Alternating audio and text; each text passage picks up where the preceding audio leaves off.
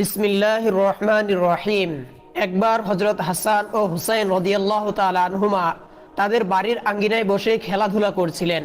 এমনই সময় একটি বালক তাদের কাছে দৌড়ে এসে বললেন, হে ভাই হাসান ও হুসাইন, তোমাদের নতুন জামা কোথায়? আজ তো ঈদের দিন, আমরা এই মহল্লার সকল ছেলে মেয়েরাই নতুন সাজে সজ্জিত হয়েছি, আর তোমরা প্রতিদিনের মতো আজও পুরাতন কাপড় পরিধান করে খেলাধুলা করছো। এর কারণ কি? তোমাদের আব্বা আম্মা কি তোমাদের জন্য নতুন জামা বানায়নি? ক্ষুদ্র বালক ইমাম হাসান ও হুসাইনের এত সব বুঝার বয়স এখনো হয়ে ওঠেনি, যার কারণে তারা তাদের পিতামাতার অবস্থা সম্পর্কে এখনো জ্ঞাত নয়। সত্যি ইমাম হাসান ও হুসাইন সমবয়সী ছেলে মেয়েদের এই কথা শুনে ঘরে ফিরে তার মাকে জড়িয়ে ধরে চুমু খেয়ে বললেন, আম্মাজান, আজ তো ঈদের দিন, আমাদের বন্ধু বান্ধব সকলেই নতুন জামা পরিধান করে আনন্দ করছে, আর আমরাই কেবল নতুন জামা না পরে প্রতিদিনের মতো পুরাতন জামা পরিধান করেই খেলাধুলা করছি। আমাদের নতুন কাপড় কোথায়? আমাদের সকল বন্ধুদের নতুন কাপড় রয়েছে, আমরাও নতুন জামা কাপড় পরে আনন্দ করতে চাই। আম্মাজান, কখন আসবে আমাদের নতুন জামা? হযরত ফাতেমা রাদিয়াল্লাহু তাআলা আনহা পুত্রদ্বয়ের দিকে তাকিয়ে অনেক কিছু ভাবছেন আর মনে মনে বলছেন, তারা যা বলছে তা তো ঠিকই বলছে।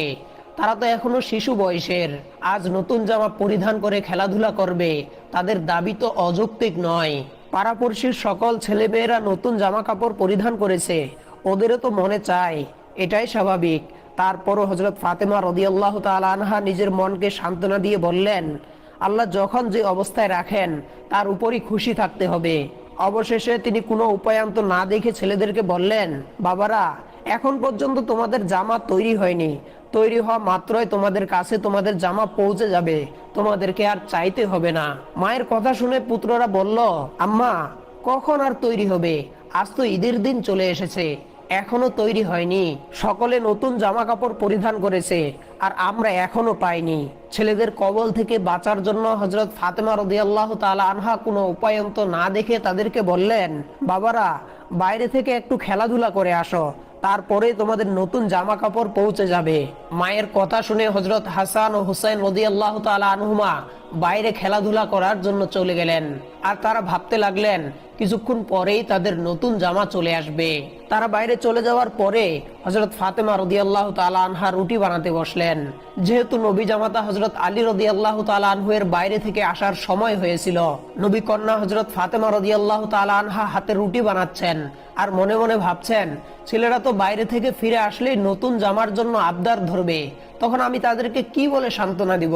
হযরত ফাতেমা রাদিয়াল্লাহু তাআলা আনহা এমনই চিন্তা করছেন, তখনই দুই ভাই আবার গৃহে ফিরে আসলেন। গৃহে ফিরেই মাকে জড়িয়ে ধরে বললেন, আম্মাজান, কোথায় আমাদের নতুন জামা? তাড়াতাড়ি আমাদের জামা পরিয়ে দাও। ফাতেমা রাদিয়াল্লাহু তাআলা আনহা তাদেরকে সান্ত্বনা দেওয়ার মনসে বললেন, বৎসরা, তোমাদের জামা এখনো তৈরি হয়নি, তোমরা গোসল সেরে আসো, গোসল সেরে আসলেই তোমাদের জামা তৈরি হয়ে যাবে। ইমাম হাসান ও হুসাইন রাদিয়াল্লাহু তাআলা আনহুমা ভাবলেন, সত্যি গোসল করার মাঝেই তাদের নতুন জামা চলে আসবে, তাই তারা মনের খুশিতে গোসল করার জন্য রওনা হলো। এদিকে নবী দুলালী হযরত ফাতেমা রাদিয়াল্লাহু তাআলা আনহা এর চিন্তা আরো বেড়ে গেল। তিনি মনে মনে ভাবছেন, এবার তারা এলে তাদেরকে কি বলে সান্ত্বনা দিব? এভাবে আর কতবার ফাঁকি দেওয়া যায়? এবারে গোসল করে নতুন জামা না পেলে ওরা কেঁদে কেঁদে ব্যাকুল হয়ে পড়বে।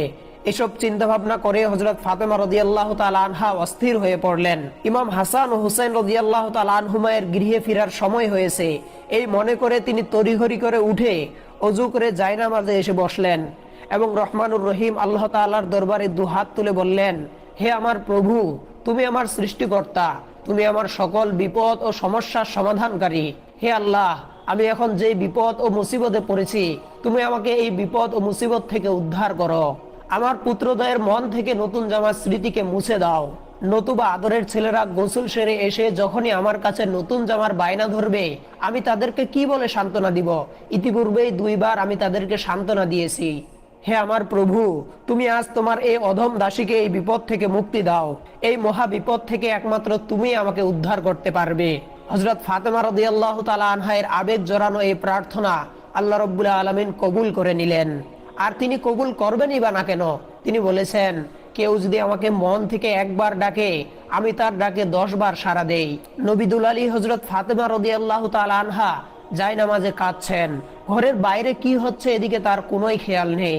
তার দু চোখ দিয়ে কেবল বিগলিত অশ্রুর ধারা প্রবাহিত হচ্ছিল। ওদিকে তার গৃহের দরজায় জনৈক ব্যক্তি বারবার আওয়াজ করছিল, কিন্তু আল্লাহর ধ্যানে মগ্ন হযরত ফাতেমা রাদিয়াল্লাহু তাআলা আনহা সেই আওয়াজ শুনতে পাচ্ছিলেন না। এমনই সময় ইমাম হাসান ও হুসাইন রাদিয়াল্লাহু তাআলা আনহুমা গোসল সেরে তাদের গৃহের দরজায় এসে দণ্ডায়মান হলেন। তারা দেখতে পেলেন গৃহের দরজায় এক ব্যক্তি পোটলা হাতে দাঁড়িয়ে আছে।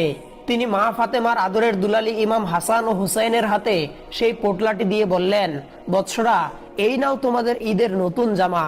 তারা মনের আনন্দে পোটলাটি হাতে নিয়ে মায়ের কাছে গেলেন এবং তাকে বললেন, আম্মাজান, জনৈক ব্যক্তি আমাদের ঈদের নতুন জামা কাপড় দিয়ে গেছেন। নবী কন্যা হযরত ফাতেমা রাদিয়াল্লাহু তাআলা আনহা পোটলাটি হাতে নিয়ে খুলে দেখলেন এটা বেহেশতি পোশাক। অতঃপর তিনি বুঝতে পারলেন রহমানুর রহিম আল্লাহ তাআলা তার প্রার্থনা কবুল করে হযরত জিবরাইল আলাইহিস সালামের মাধ্যমে নতুন জামা কাপড় পাঠিয়ে দিয়েছেন। আল্লাহ রাব্বুল আলামিনের এই অভাবনীয় সাহায্য পেয়ে তিনি আল্লাহর দরবারে লাখ লাখ শুকরিয়া আদায় করলেন। অপর একদিনের ঘটনা, কতিপয় রমণী হযরত ফাতেমা রাদিয়াল্লাহু তাআলা আনহার কাছে নসিহত শোনার উদ্দেশ্যে আগমন করলেন। তারা হযরত ফাতেমা রাদিয়াল্লাহু তাআলা আনহাকে বললেন, হে আল্লাহর নবীর কন্যা, আমাদেরকে কিছু নসিহত করুন, যাতে আমরা সেই নসিহত অনুযায়ী চলে দুনিয়া ও আখিরাত উভয় জাহানের কল্যাণ অর্জন করতে পারি।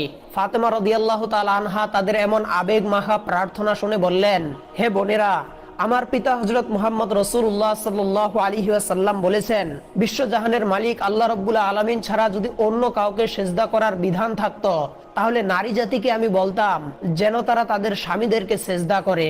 আল্লাহর নবীর এই বাণী থেকেই আপনারা একটু চিন্তা করে দেখুন স্বামীর মর্যাদা কতটা অপরিসীম এবং স্বামীর সাথে আমাদের কিভাবে ব্যবহার আচার করা উচিত।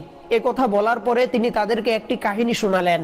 তিনি বললেন, কোনো এক সময় আমি আমার আব্বাজানের কাছে বসেছিলাম। এমনই সময় আমি দেখতে পেলাম জনৈকা দাসী আব্বাজানের কাছে এসে আদবের সাথে আরজ করলেন, ইয়া রাসূলুল্লাহ, আমার সওদাগর মুনিব বিদেশে যাওয়ার পূর্বে তার স্ত্রীকে বলে গিয়েছেন সে যেন কোনো সময় দোতলা থেকে নিচতলায় না নামে, কিন্তু সেই বাড়ির নিচতলায় আমার মনিব পত্নীর বৃদ্ধ পিতামাতা বসবাস করেন। এখন তারা উভয়ে কঠিন রোগে আক্রান্ত হয়ে পড়েছে। তাদের দেখাশোনা ও সেবা যত্ন করার মতো আমার মনিব পত্নী ছাড়া আর কেউ নেই। কিন্তু তিনি তো স্বামীর হুকুমে আবদ্ধ, স্বামীর হুকুম ছাড়া তিনি নিচতলায় আসতে পারছেন না। এই মুহূর্তে যদি আপনি নির্দেশ দিতেন, তাহলে তিনি নিচে নেমে এসে তার বৃদ্ধ রোগাক্রান্ত পিতামাতার সেবা যত্ন করতে পারতেন। প্রিয় নবী সাল্লাল্লাহু আলাইহি ওয়াসাল্লাম দাসীর কথা শুনে বললেন, না, আমি তাকে এমন নির্দেশ দিতে পারি না।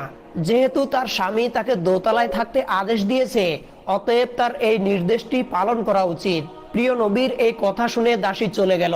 এর দুই একদিন পরে উক্ত দাসী আবার ফিরে আসলো এবং আরজ করলো, ইয়া রাসূলুল্লাহ, আমার মনিব পত্নীর বৃদ্ধ পিতার অন্তিম সময় উপস্থিত হয়েছে, কিন্তু তার একটি বিশেষ ইচ্ছা হলো মৃত্যুর পূর্বে তিনি একটিবার কন্যাকে দেখে যেতে চান।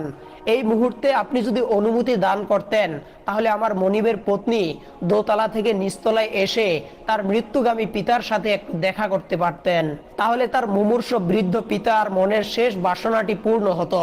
কিন্তু এবারও প্রিয় নবী সাল্লাল্লাহু আলাইহি ওয়াসাল্লাম বললেন, হে আল্লাহর বান্দি, আমি তোমার মনিবাকে কোনোভাবে দোতলা থেকে নিচতলায় আসার অনুমতি দিতে পারি না।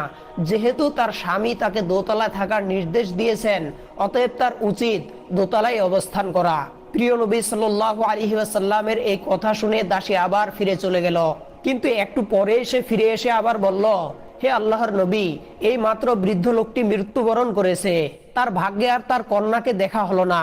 কিন্তু এই মুহূর্তে আমার মনিবার বৃদ্ধা মাতার অবস্থাও সংকটাপন্ন, তিনিও মৃত্যুর সাথে লড়াই করছেন। এই মুহূর্তে আপনি হুকুম করলে হয়তো বৃদ্ধা মাতার আদরের কন্যাকে শেষবারের মতো দেখে তিনি এই দুনিয়া থেকে বিদায় গ্রহণ করতে পারতেন। আল্লাহর হাবিব রাসূলুল্লাহ সাল্লাল্লাহু আলাইহি ওয়াসাল্লাম এবারও পূর্বের মতো জবাব দিলেন, আমি কোনোভাবেই তাকে এই নির্দেশ দিতে পারি না। এবারও দাসী প্রিয় নবী সাল্লাল্লাহু আলাইহি ওয়াসাল্লামের কথা শুনে চলে গেল। কিছু সময় যেতে না যেতে সেই বৃদ্ধা লোকটিও দুনিয়া থেকে বিদায় গ্রহণ করলো। এই ঘটনার কিছুদিন পরেই উক্ত স্ত্রী লোকটির স্বামী বাড়িতে ফিরে আসলো। যখন তার কাছে তার স্ত্রীর সকল ঘটনাগুলি খুলে বলল, লোকটি অতীব দুঃখের সাথে বলল, হে আল্লাহর বান্দি, আমি তোমাকে এমন আদেশ দিইনি। এমন সংকটাপন্ন মুহূর্তে তোমার উচিত ছিল দোতলা থেকে নিচতলা এসে তোমার পিতামাতার সাথে দেখা করা। আমার উদ্দেশ্য ছিল অন্য। তুমি আমার আদেশটিকে অত্যন্ত কঠোরভাবে নিয়েছ, আসলে তুমিই ভুল করেছ। স্বামীর এমন কথা শুনে স্ত্রী লোকটি বলল, দেখুন, আমি কোনোভাবেই ভুল করিনি, বরং আমিই ঠিক করেছি। কেননা এর ফলে কি ঘটেছে তা শুনলে আপনি অবাক হয়ে যাবেন। আমি একাধারে 3 রাত্র পর্যন্ত স্বপ্নে দেখেছি আমার পিতামাতা উভয়েই চির শান্তিময় বেহেশতের মধ্যে অবস্থান করছেন। তাদের খেদমতের জন্য অসংখ্য দাস দাসী নিযুক্ত রয়েছে, সেখানে তাদের আরাম আয়েশ ও সুখ শান্তির অভাব নেই। তাদের এই সুখ শান্তি ও আরাম আয়েশ দেখে আমি তাদেরকে জিজ্ঞাসা করলাম, হে আমার আদরের আব্বাজান ও আম্মাজান, অবশ্যই আপনারা কোনো পূর্ণ কাজ করেছেন, যার বদলতে আল্লাহ রাব্বুল আলামিন আপনাদেরকে এই অফুরন্ত মর্যাদা দান করেছেন। এ কথার জবাবে তারা বললেন, হে মা, আমাদের কোনো পুণ্যের কারণে আল্লাহ রাব্বুল আলামিন আমাদেরকে এই মর্যাদা দান করেননি, বরং আমাদেরকে এই মর্যাদা তিনি দান করেছেন তোমার একটি পুণ্যের কারণে। তুমি তোমার স্বামীর আদেশকে যথাযথভাবে পালন করেছিলে, এ কারণে আল্লাহ রাব্বুল আলামিন এতটাই খুশি হয়েছেন যে তিনি আমাদেরকে জান্নাতের এই উঁচু মাকাম দান করেছেন। নবিদুল আলী হযরত ফাতেমা রাদিয়াল্লাহু তাআলা আনহায়ের মুখে এই কথা শুনে উপস্থিত রমণীগণ অত্যন্ত আশ্চর্য হয়ে গেল এবং তারা সকলে তার কাছ থেকে বিদায় গ্রহণ করার পূর্বে বলল, হে নবী কন্যা, আমরাও চেষ্টা করব আমাদের স্বামীর খেদমত করার জন্য এবং তাদের আদেশ যথাযথভাবে পালন করার জন্য। একবার সাহাবায়ে কেরাম রাদিয়াল্লাহু তাআলা আনহুম হযরত রাসূল আকরাম সাল্লাল্লাহু আলাইহি ওয়াসাল্লামকে মদিনার সর্বত্র খোঁজাখুঁজি করার পরেও কোথাও তাকে খুঁজে পাচ্ছিলেন না। রাসূল আকরাম সাল্লাল্লাহু আলাইহি ওয়াসাল্লামকে খুঁজে না পেয়ে তারা অত্যন্ত চিন্তিত হয়ে পড়লেন। এমনই সময় হযরত আবু বকর ও উমর রাদিয়াল্লাহু তাআলা আনহু রাসূল আকরাম সাল্লাল্লাহু আলাইহি ওয়াসাল্লামের খোঁজ করার জন্য বেরিয়ে পড়লেন। তারা সর্বপ্রথম চলে গেলেন মুনাফিক ও ইহুদিদের কাছে। তাদের কাছে গিয়ে হযরত ওমর রাদিয়াল্লাহু তাআলা আনহু তলোয়ার তাক করে বললেন, হে মুনাফিক ও ইহুদিদের দল, বল আমার রসুল কোথায়? আজ কয়েকদিন যাবত আমরা তাকে খুঁজে পাচ্ছি না। তোরা কি আমার রসুলের কোনো ক্ষতি করেছিস? যদি তাই হয়ে থাকে তাহলে আমি তোদের গর্দান উড়িয়ে দিব। উমর রাদিয়াল্লাহু তাআলা আনহুর এই তেজস্বী কথা শুনে মুনাফিক ও ইহুদিরা ভয়ে কাঁপতে কাঁপতে বলল, হে উমর, আমরা তোমার রসুলের কোনো ক্ষতি করিনি এবং আমরা জানিও না যে তিনি কোথায় রয়েছেন। তারা যখন দেখলো ইহুদি ও মুনাফিকরা বাস্তবে রসুল আকরাম সাল্লাল্লাহু আলাইহি ওয়াসাল্লামের কোনো সংবাদ জানেন না, এরপর তারা সামনে চলতে লাগলো। সামনে যেতে যেতে তাদের সাথে একদল রাখালের দেখা হলো। হযরত আবু বকর ও উমর রাদিয়াল্লাহু তাআলা আনহুমা তাদেরকে জিজ্ঞাসা করলেন, হে রাখালের দল, তোমরা কি জানো আমাদের নবী কোথায়? তাদের এই প্রশ্ন শুনে রাখালের দল বলল, হে আল্লাহর বান্দারা, আমরা জানি না তোমাদের নবী কে বা তিনি কোথায় আছেন, কিন্তু আজ 3 দিন যাবত ওই গুহার মধ্যে এক ব্যক্তি অঝোর ধারায় ক্রন্দন করছেন। তার কান্না শুনে আমাদের পশু পাখিরা ঘাস মুখে তুলছে না। আমরা অনেকভাবে আমাদের পশুদেরকে ঘাস খাওয়ানোর চেষ্টা করেছি, কিন্তু কোনোভাবে তারা ঘাস খেতে রাজি নয়। তারা শুধু মুখ উঁচিয়ে সেই গুহার দিকে তাকিয়ে রয়েছে এবং সেই লোকটির কান্নার সাথে আমাদের পশু পাখিগুলিও অনবরত কেঁদেই চলছে। ভাই, তোমরা তোমাদের লোককে নিয়ে যাও যাতে আমরা আমাদের পশু পাখিগুলিকে বাঁচাতে পারি। আর যদি এমন না করো তাহলে আমাদের সকল পশুগুলি না খেয়ে মৃত্যুবরণ করবে। হযরত আবু বকর রাদিয়াল্লাহু তাআলা আনহু রাখালদের এই কথা শুনে ওমর রাদিয়াল্লাহু তাআলা আনহুকে বললেন, হে উমর, যেই লোকের ক্রন্দন শুনে পশু পাখিরা খাবার খাওয়া ছেড়ে দিয়েছে, আমার মনে হয় তিনি আমাদের নবী ছাড়া আর কেউ নন। অতএব চলো হে উমর, আমরা আমাদের নবীর কাছে গিয়ে তাকে আবার মদিনায় ফিরিয়ে নিয়ে যাই। এরপরে হযরত উমর রাদিয়াল্লাহু তাআলা আনহু ও আবু বকর রাদিয়াল্লাহু তাআলা আনহু উভয়ে সেই গুহায় গিয়ে দেখলেন রাসূল আকরাম সাল্লাল্লাহু আলাইহি ওয়াসাল্লাম সিজদায় পড়ে অনবরতভাবে আল্লাহ রাব্বুল আলামিনের দরবারে উম্মতি উম্মতি বলে কেঁদে চলছেন। তিনি বলছেন, হে আল্লাহ রাব্বুল আলামিন, আপনি আমার গুনাহগার উম্মতকে ক্ষমা করে দিন। রসুলের এই অশ্রু ভেজা কান্না দেখে হযরত ওমর রাদিয়াল্লাহু তাআলা আনহু আরজ করে বললেন, হে আল্লাহর নবী, আপনি আপনার উম্মতের জন্য অনেক ক্রন্দন করেছেন, আর কাঁদিয়েন না। হে নবী দোজাহান, আমি ওমর বলছি, আমার জীবনের যত আমল রয়েছে সকল আমলগুলি আপনার উম্মতের নাজাতের জন্য উৎসর্গ করে দিলাম। উমরের এই কথা শুনে রাসূল আকরাম সাল্লাল্লাহু আলাইহি ওয়াসাল্লাম সেজদা থেকে মাথা উঠালেন না, বরং তিনি অনবরত কেঁদেই চলছেন। যখন আবু বকর রাদিয়াল্লাহু তাআলা আনহু দেখলেন ওমর রাদিয়াল্লাহু তাআলা আনহুর কথা শুনে আল্লাহর রাসূল মাথা উঠাচ্ছেন না, তখন তিনি রাসূলের কাছে আরজ করে বললেন, হে আল্লাহর নবী, আপনি আপনার উম্মতের জন্য অনেক ক্রন্দন করেছেন, আর কাঁদিয়েন না। আমি আবু বকর বলছি, আমার জীবনের যত আমল রয়েছে সকল আমলগুলি আমি আপনার উম্মতের নাজাতের জন্য উৎসর্গ করে দিলাম। কিন্তু আবু বকর রাদিয়াল্লাহু তাআলা আনহুর এই কথা শুনেও রাসূল আকরাম সাল্লাল্লাহু আলাইহি ওয়াসাল্লাম সিজদা থেকে মাথা উঠালেন না। এরপরে হযরত আবু বকর ও ওমর রাদিয়াল্লাহু তাআলা আনহুমা বুঝতে পারলেন তাদের কথা শুনে আল্লাহর রাসূল মাথা উঠাবেন না, তাই তারা সেই গুহা থেকে ফিরে মদিনার দিকে রওনা করলেন। পথে হযরত আলী রাদিয়াল্লাহু তাআলা আনহুর সাথে তাদের সাক্ষাৎ হলো। তাদেরকে দেখে হযরত আলী রাদিয়াল্লাহু তাআলা আনহু জিজ্ঞাসা করলেন, হে আবু বকর ও ওমর, তোমরা কি আমার নবীর কোনো খোঁজ পেয়েছো?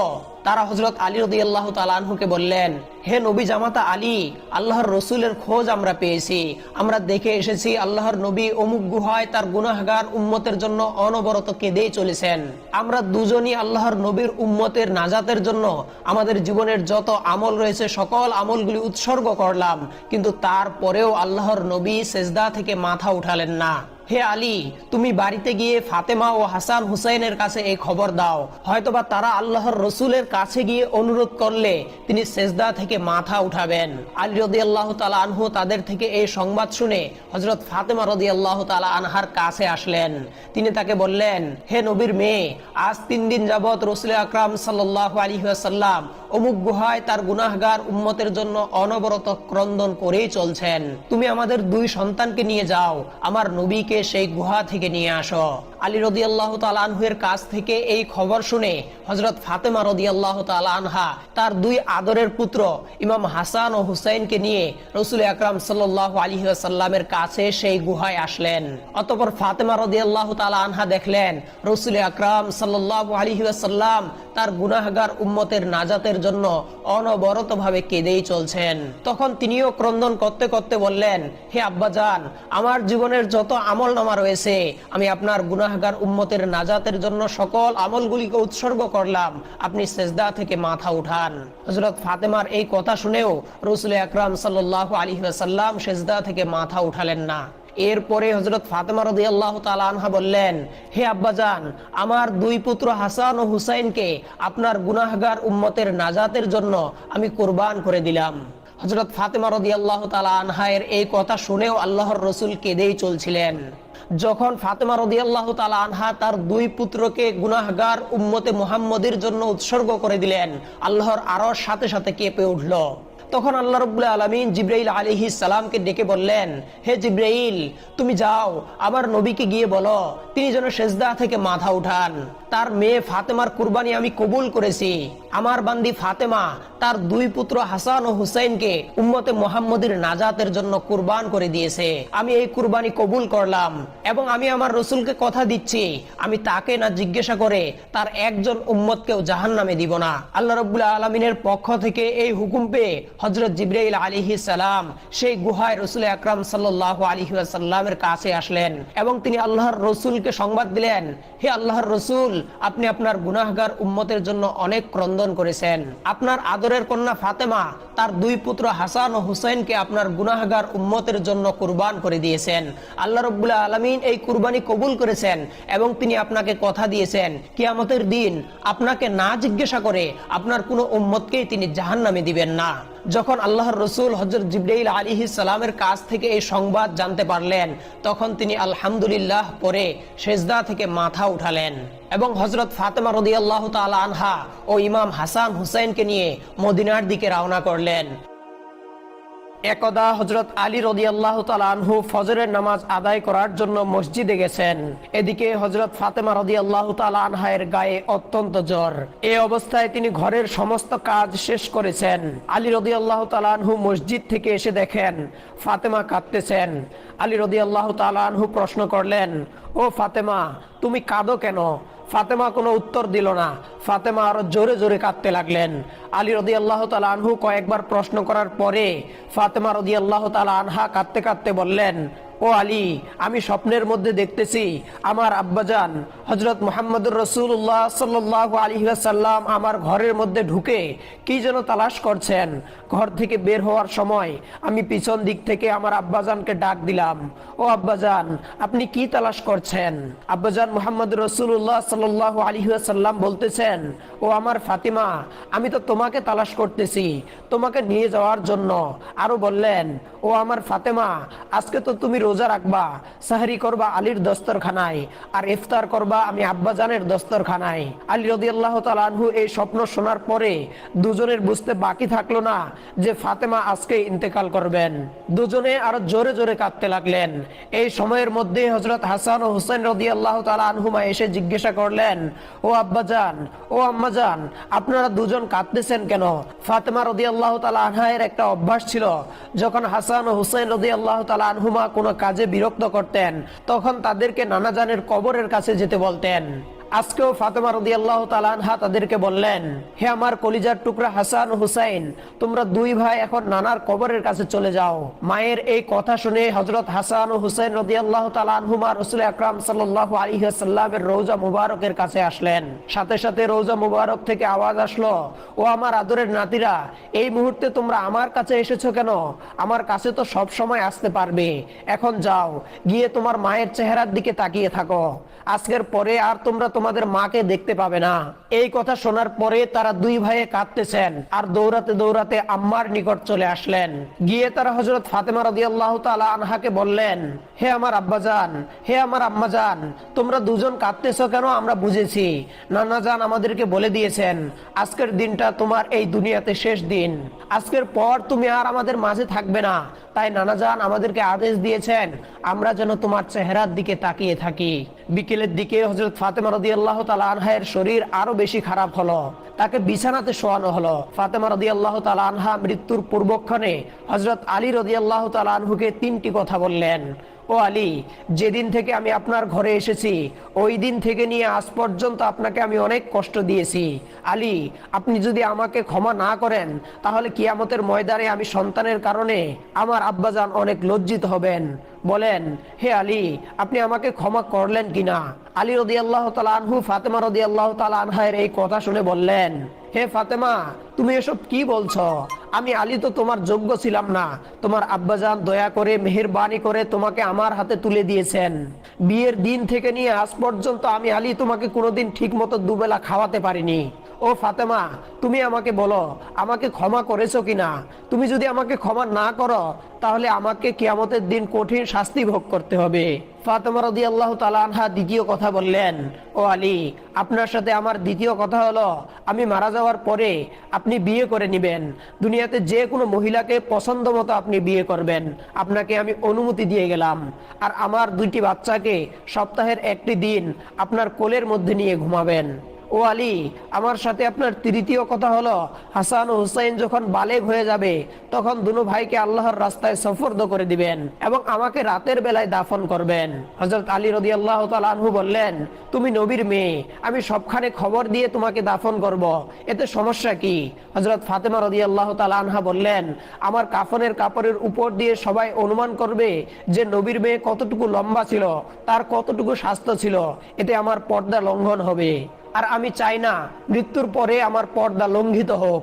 নবী জামাতা হযরত আলী রাদিয়াল্লাহু তাআলা আনহুর সাথে এই কথাবার্তা বলার পরে নবী কন্যা হযরত ফাতেমা রাদিয়াল্লাহু তাআলা আনহা উম্মে সালামা রাদিয়াল্লাহু তাআলা আনহাকে ডেকে বললেন, আপনি অতি সত্বর আমার গোসলের জন্য পানি ও কাপড়ের ব্যবস্থা করেন।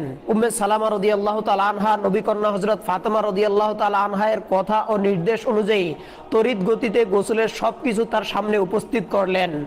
নবী দুলালী হযরত ফাতেমা রাদিয়াল্লাহু তাআলা আনহা মনের খুশিতে জীবনের শেষ গোসল নিজেই করে নিলেন। উম্মে সালামা রাদিয়াল্লাহু তাআলা আনহা বলেন, ওই দিন নবী কন্যা হযরত ফাতেমা রাদিয়াল্লাহু তাআলা আনহা এত সুন্দরভাবে গোসল করেছিলেন, এমন ভাবে গোসল করতে আমি আর কোনোদিন তাকে দেখিনি। হযরত ফাতেমা ভালোভাবে গোসল করে পরিষ্কার পরিচ্ছন্ন হয়ে সাদা কাপড় পরিধান করলেন এবং বিবি আসমাকে নির্দেশ দিলেন, হে বোন আসমা, আপনি আমার কক্ষের মধ্যে কর্পূর ঢেলে দিন। তারপর তিনি শয্যায় শায়িত হয়ে বিবি আসমাকে ডেকে বললেন, আপনারা সকলে আমার হুজরা থেকে বের হয়ে যান। তারা নবী কন্যার এই নির্দেশ পেয়ে হুজরা থেকে বের হয়ে বাহির হতে হুজরার দরজা বন্ধ করে দিলেন। নারী জগতের উজ্জ্বল নক্ষত্র নবী দুলালী হযরত ফাতেমা রাদিয়াল্লাহু তাআলা আনহা এর জীবনের শেষ অবস্থা দেখে মনে হচ্ছিল তিনি নিজের ইচ্ছা অনুযায়ী গোসল করে পাক পবিত্র হয়ে সেজে গুছে মনের খুশিতে অধীর আগ্রহ নিয়ে বিশ্বজাহানের মালিক আল্লাহ তাআলার সঙ্গে দেখা করার জন্য প্রস্থান করছেন এবং রহমানুর রহিম আল্লাহ তাআলার এই বিশেষ দাওয়াতে তিনি নিজে এমনইভাবে সাড়া দিয়ে নিজেকে তৈরি করে নিয়েছেন। আল্লাহ তাআলার প্রিয়জনেরা তার সান্নিধ্য লাভ করার জন্য মায়াময় পৃথিবী ত্যাগ করতে কিভাবে উদ্গ্রীব হয়, হযরত ফাতেমা রাদিয়াল্লাহু তাআলা আনহা তার জ্বলন্ত প্রমাণ।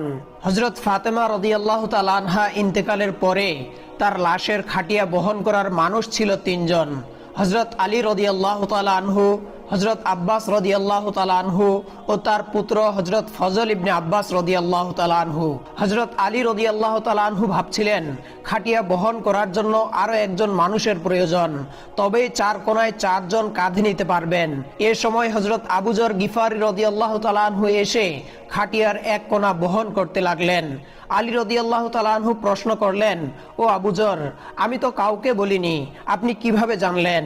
আবু যর গিফারি রাদিয়াল্লাহু তাআলা আনহু বললেন, আমি আল্লাহর রসুলকে স্বপ্নে দেখেছি। তিনি বললেন, হে আবু যর, আমার ফাতেমার লাশ বহন করার জন্য লোকের অভাব, তুমি তাড়াতাড়ি চলে যাও। ও আলী, আমাকে তো হুজুরে আকরাম সাল্লাল্লাহু আলাইহি ওয়াসাল্লাম আসতে বলেছেন। এরপরে হযরত ফাতেমা রাদিয়াল্লাহু তাআলা আনহার লাশ দাফন করার জন্য তার কবরের পাশে নিয়ে আসা হলো। তাকে যখন কবরে নামানো হচ্ছে তখন আবু যর গিফারি রাদিয়াল্লাহু তাআলা আনহু কবরের কাছে গিয়ে কবরকে উদ্দেশ্য করে বললেন, আতাদরি মানিল্লাতি উদিয়াত বিহা ইলাইক, হে কবর, তুই কি জানিস আজ তোর মধ্যে কাকে রাখা হচ্ছে? হাযিহি সাইয়্যিদাতু নিসাই আহলিল জান্নাহ ফাতিমাতুজ জহরা রাদিয়াল্লাহু তাআলা আনহা। এটা জান্নাতের সকল মহিলাদের সরদার ফাতিমাতুজ জহরা রাদিয়াল্লাহু তাআলা আনহা। আবু যর গিফারি রাদিয়াল্লাহু তাআলা আনহু এর এই কথা শুনে কবর থেকে কোনো আওয়াজ আসলো না। অতঃপর তিনি কবরকে লক্ষ্য করে বললেন, হে কবর, হাযিহি উম্মুল হাসানি ওয়াল হুসাইন রাদিয়াল্লাহু তাআলা আনহুমা, এটা ইমাম হাসান ও হুসাইনের আম্মা। এবারও কবর থেকে কোনো আওয়াজ আসলো না। অতঃপর তিনি বললেন, হাযিহি যাওজাতু আলিয়্যুন কাররামাল্লাহু ওয়াজহ, এটা হযরত আলী রাদিয়াল্লাহু তাআলা আনহুর স্ত্রী। এবারও কবর থেকে কোনো আওয়াজ আসলো না। অতঃপর আবু যর গিফারি রাদিয়াল্লাহু তাআলা আনহু বললেন, হাযিহি বিনতু রাসূলিল্লাহি সাল্লাল্লাহু আলাইহি ওয়াসাল্লাম, এটা নবী দোজাহান হুজুর আকরাম সাল্লাল্লাহু আলাইহি ওয়াসাল্লামের মেয়ে। খবরদার কবর, তুই তার সাথে কোনো রকমের বিয়াদবি করবি না। এবার আল্লাহ তাআলা কবরের জবান খুলে দিলেন। কবর বলল, আনা বাইতুজ জুলমা, আনা বাইতুদ দুদাত, আনা বাইতুন নাফরা। হে আবু যর, আমি অন্ধকার একটি ঘর, আমি সাপ বিচ্ছুর ঘর, আমি এমন একটি ঘর যার মধ্যে কোনো বংশ পরিচয় কাজ হয় না। আমি নবী দোজাহানের মেয়ে ফাতেমাকে চিনি না, আমি হযরত আলীর স্ত্রীকে চিনি না, আমি হাসান ও হুসাইনের আম্মাকে চিনি না, আমি জান্নাতের মহিলাদের সরদারিনীকে চিনি না, আমি শুধু চিনি আমল আর ঈমান। হযরত আবু যর গিফারি রাদিয়াল্লাহু তাআলা আনহু কবরের এই কথা শুনে এমন জোরে একটি চিৎকার মারলেন যে তিনি বেহুশ হয়ে পড়ে গেলেন। তারপর থেকে হযরত আবু যর গিফারি রাদিয়াল্লাহু তাআলা আনহু এই দুনিয়ায় নিজের বসবাসের জন্য কোনো স্থায়ী ঠিকানা নির্মাণ করেননি। প্রিয় দর্শক, এই ছিল হযরত ফাতেমা রাদিয়াল্লাহু তাআলা আনহার কষ্টের জীবন কাহিনী। আল্লাহ রাব্বুল আলামিন তার জীবনী থেকে শিক্ষা লাভ করে আমাদেরকে খাঁটি বান্দা হওয়ার তৌফিক দান করুন। আমিন।